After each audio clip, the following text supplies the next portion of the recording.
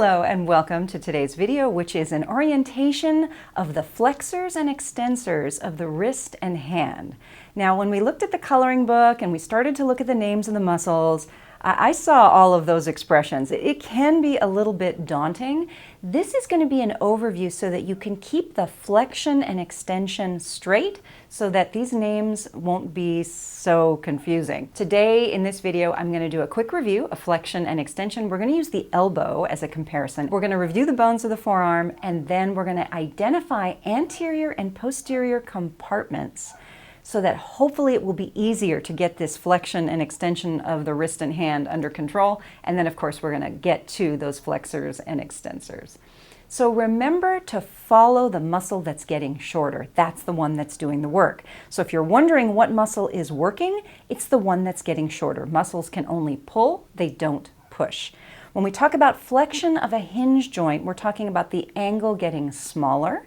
And we use the term extension when we talk about that angle getting bigger. So as a comparison that everybody loves, the elbow. When I flex my biceps brachii, this angle gets smaller. That's why we call it flexion. When I contract triceps brachii, this angle gets bigger, and that's why we call this extension of the arm. The wrist is going to be exactly the same. So real quick, go ahead, pause this video, make sure you can identify the two bones of the forearm. Ready? Go. Okay, hopefully not too much of a challenge. So A was the radius and B was the ulna. Remember, because the forearm can pronate and supinate like this, very confusing, the radius is going to be on the side with the thumb. Okay, so that's a good way to keep track of it. You got to keep track of that radius.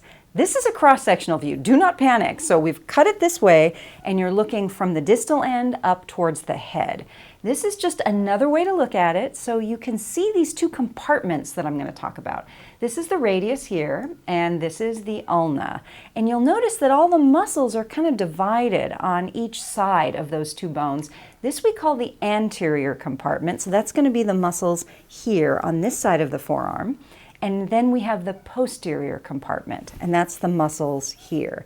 And so as we talk about flexion and extension, it's easy to keep those two compartments in mind. Okay, so let's talk about the flexion and extension of the wrist finally. So when I go like this, when I flex my wrist, which compartment has the muscles that are doing the work? So you can feel it, right? Go ahead and touch yourself. I always tell you guys that. You can touch yourself in my class.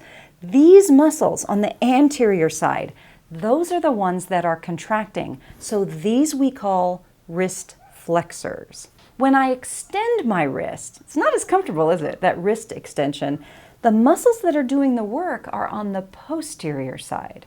So here I'm going to have my wrist extensors. It really makes sense, and the names are descriptive even though they're long and kind of cumbersome. So these are all the wrist flexors, wrist and hand. The ones you have to know, of course, I highlight. We've got superficial, 1 intermediate, and 3 deep. The names tell you what they do. So we've got pronator teres, that's a pronator. Teres refers to the shape, it's like a little cylinder, it's kind of long. Flexor carpi radialis, where is that going to be? So it's a flexor, anterior side. Carpi refers to the wrist. Radialis, it's going to be on the radial side. Flexor carpi ulnaris, where's that going to be? It's a flexor, anterior side. Carpi, it's going to insert in the wrist. And ulnaris, it's going to be on the ulnar side.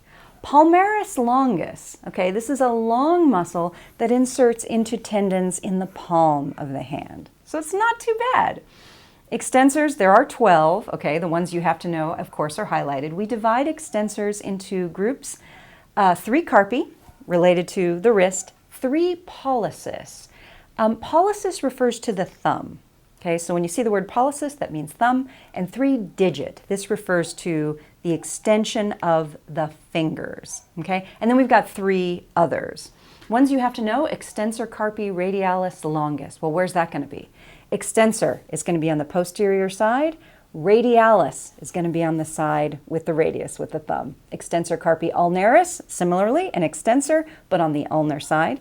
I added brachioradialis here because you already had it when we were talking about actions on the elbow joint. Brachioradialis is also a elbow flexor, but it participates in wrist extension. So you already know it. It's just this is kind of another job that it has.